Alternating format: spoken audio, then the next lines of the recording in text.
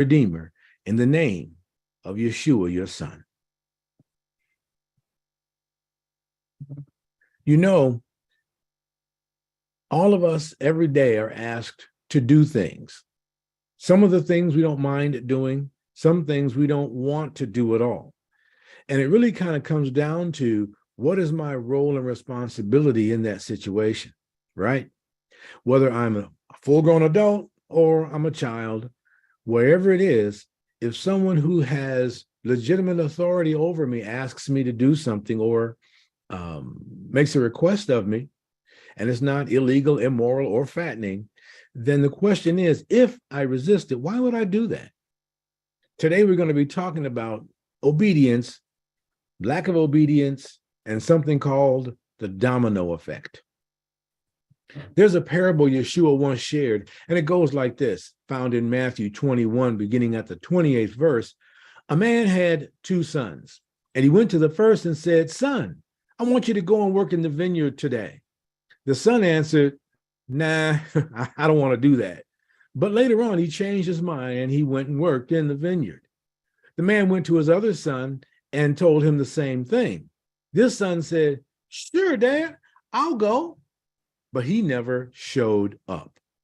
Yeshua asked those listening to him, says, which of the 2 sons did the will of his father? They said, the first. Yeshua basically said that that was the correct answer, but continued to show them how it was a picture of those listening to him then. Has anyone like your father or mother or person with legitimate authority in your life ever asked you to do something and you didn't agree with the request? And again, it wasn't illegal, immoral, or fattening, but you simply didn't want to go along with it. You did not want to do it. I mean, especially when it comes to having children or teens in the house, go wash the dishes, take out the trash, go apologize to your brother or sister for what you said or did. I looked up several articles about what children should do if their parents ask them to do something they don't want to do. And I found some very surprising responses. One was, be honest with yourself and your parents on how you feel. If you're made to do something you don't want to do, later on, it can make you feel resentful toward your parents. Another one, Mom, Dad, I don't want to do it. I have free will and I'm not willing to do what you're asking me. Now, this doesn't mean that I'm rebelling against you. I love you and I respect you, but I strongly don't want to do what you asked me to do. Are you kidding me? Then there's one that seems a little more sensible. It depends on how old you are. If you're a minor who's living at home, your parents have the right to set certain rules to keep you safe and healthy. And you should trust that your parents want to do what's best for you. Wow, that's a wide range of ways to respond when you don't like something. There's been a movement, whether intentional or unintentional, to do what's called adultify our children. Now, what is adultification? Childhood adultification involves when there is a process in place where youth are prematurely and often inappropriately exposed to adult knowledge and content and assume extensive adult roles and responsibilities within their family networks.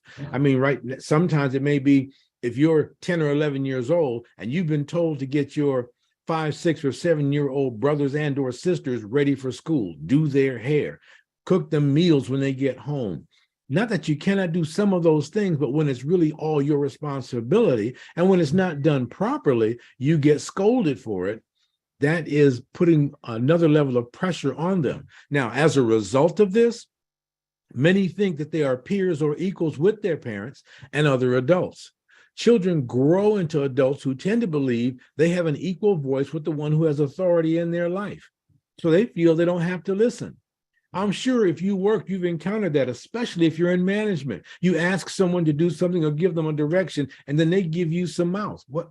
Well, why do I have to do that? What about so-and-so? Excuse me?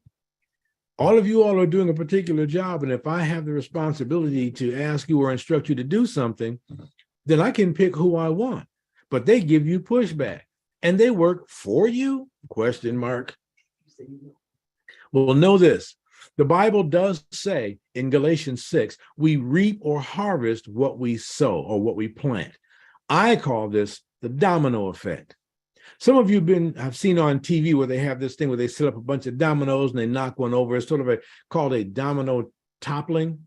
Well, it's the activity of standing up dominoes in a sequence, and it's called a domino run. When the first domino is triggered, it creates a chain reaction, which is called the domino effect. And we'll see how this domino effect works in real life as we take a look at this guy named Jonah IRL in real life. Now let's listen in as Yahweh has a brief conversation with his prophet Jonah. Hey, Jonah, your mission, should you choose to accept it, is to go to Nineveh, the great city, and call out against it, for their evil has come up before me. Basically, Yahweh is telling Jonah, you know what? Go tell those people in Nineveh they need to repent because they're on my list.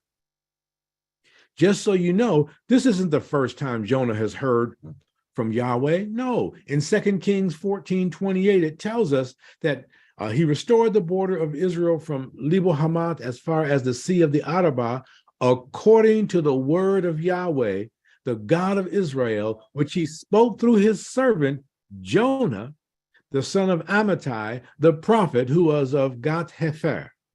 So Jonah has heard from Yahweh before. And I feel I can kind of like see some of Jonah's thoughts as I'm reading through this, right? Go to Nineveh, the capital of the Assyrian Empire. It was known as the city of bloodshed. The Assyrians were often involved in war and conquest, and they used extremely brutal methods in killing their captured warriors. Nineveh was founded by a man called Nimrod. Matter of fact, we're going to take a quick jump over to Genesis chapter 10, verse 8, and read. Now Cush was the father of Nimrod, who became a mighty one or mighty hunter on the earth. He was a mighty hunter before Yahweh. Therefore it said, like Nimrod, a mighty hunter before Yahweh. The beginning of his kingdom was Babel, and Erech and Akkad, if you've heard of the Akkadians, and Calneh in the line of Shinar. From there, Nimrod went on to build Assyria.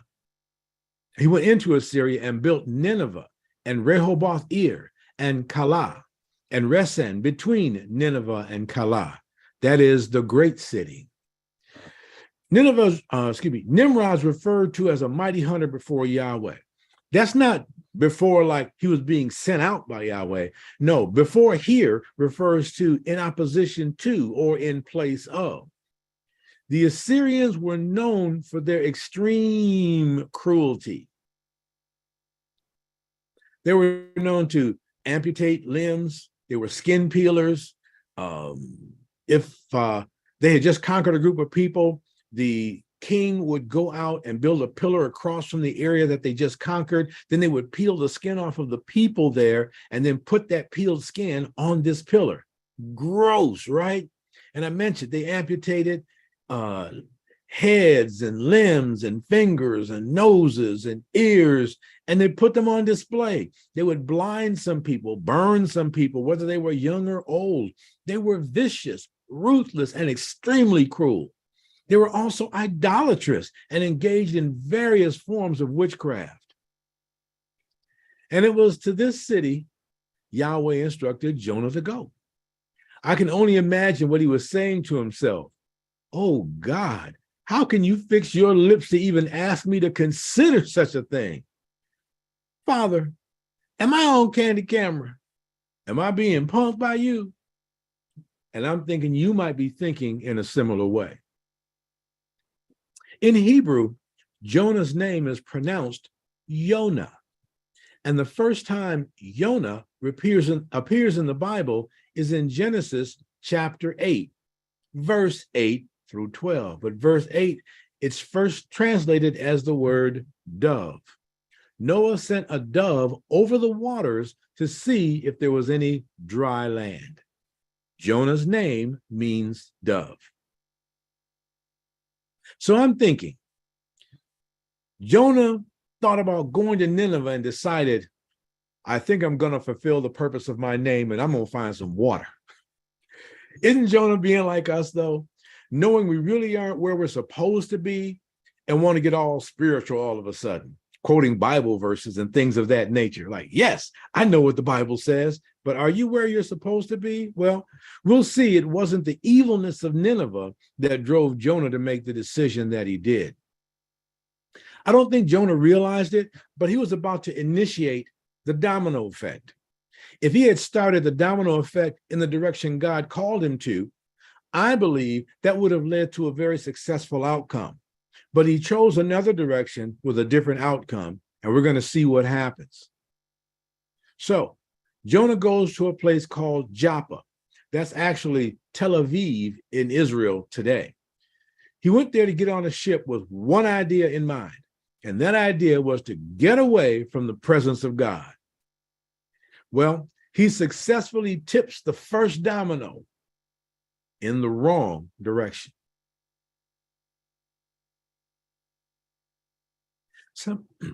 Sometimes we choose to do something other than what the Father has instructed us to do, right? You know it, I know it. Not something we should practice, but we know it. And he appears to give us a pass. Well, I know he said do this, but I did something else and he didn't hit me with a baseball bat. Well, dominoes have been started. However, there are times when, because of his purpose for us and a particular situation where he's looking for a specific outcome, he's looking for us to specifically do something that he has in mind, or it might not come to pass in the way he's looking for, or he can still get it done, but he wanted it to be done through you or through me. Sometimes we get a pass. Sometimes he says, no, I need you. And like in this case with Jonah, God decides to intervene and interrupt Jonah's escape plan. By the way, he was heading out to a place called Tarshish, which is east. Nineveh is west. Tarshish is east. I'm sorry, backwards. Nineveh is east. Tarshish is west. And he's trying to get out of Dodge as far away from Nineveh as possible. So how does God intervene and interrupt Jonah's escape plan? Well, after Jonah gets on the boat and they've been at sea for a while, Yahweh throws a storm as a strong wind and creates a storm on the sea. In Jonah chapter 1, verses 5 through 10, you'll hear and read that the sailors were so scared that every man cried to his own God and threw the cargo into the sea to lighten the load. Now, Jonah, he was probably tired from all this decision-making that he had done. And so he's going down and he's going to go sleep in the innermost part of the vessel. I know you've seen those pictures where it looks like they're in a canoe or not much larger boat. No, this was the kind of sea vessel that had at least multiple levels, where there was a down area where you could be away from other people. And that's probably where the people who rowed were as well. And then there was the upper deck where some people could walk around and spend some time. Well, Jonah, he had gone into the innermost part of the ship and he laid down and guess what? Went to sleep, took a nap. The captain found him and said, how can you sleep at a time like this? Man, there's a storm going on. Get up and call on your God. Maybe he'll keep us from being destroyed. They're trying to figure out, we're going to find which God can help us right now because we are in trouble. They decided to cast lots. If you're not familiar with that, which is something that's been done in the Bible a few times, think of it as something similar to rolling the dice to get a decision on something.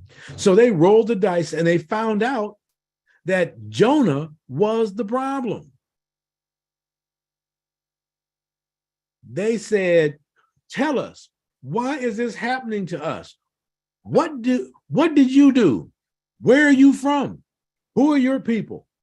And so Jonah decides to, be truthful. He says, well, I'm a Hebrew. And I fear Yahweh, the God of heaven, who made the sea and the dry land. Funny way to show how you fear the Lord there, Jonah. Well, then the men become greatly fearful because Jonah had just told them he was running from the presence of the Lord. So they asked Jonah, well, what should we do? Verse 12, Jonah gives them some instructions. He says, pick me up and throw me into the sea. Then the sea will become calm for you, because I know that it's on account of me this great storm has come upon you.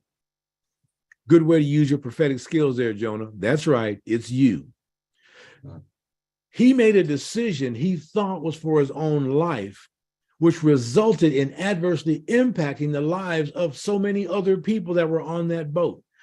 Maybe you would have been traveling on that boat, and here you are with your 2 suitcases, which now they had to throw overboard because there's a storm and we have to lighten the load so we can maneuver the ship better. Jonah, you caused them to lose their luggage. They lost whatever packaging they had. You talk about having some sort of what do they call those? Fulfillment delays. We can't get your goods and services to you. Well, we had to throw them over because some guy was running from God. When we choose not to do what God has called us to do, we do not know all the time the fullness of the ramifications of what happens in the lives of other people. Well, what happens next is almost unbelievable. The sailors try one more time to row to shore, but the more they try to get out of the storm, the worse the storm gets. So they stop their efforts and they call on not their own gods this time, but they call on Yahweh, Jonah's God, and they say, we earnestly pray, O Yahweh, don't let us perish on account of this man's life, and don't put his innocent blood on us. For you, O Yahweh, have done as you pleased. So they picked up Jonah, threw him into the sea, and the sea stopped raging. Then the men feared Yahweh greatly, and they offered a sacrifice to Yahweh, and they made vows. Then Yahweh appointed a great fish to swallow Jonah, and Jonah was in the stomach of the fish 3 days and 3 nights.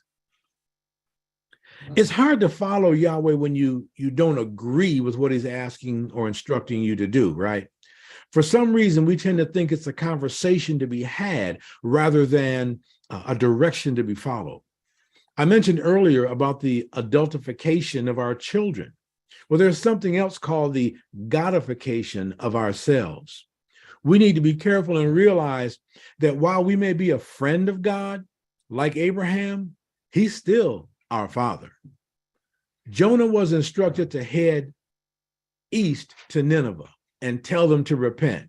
He chose to run west, the opposite direction. Both directions have a domino effect. We see where his choice got him. But you know what? It's not the end of the story. We still need to see why a seasoned prophet made such a stupid decision. By the Father's grace, there'll be more on that next time. Shalom.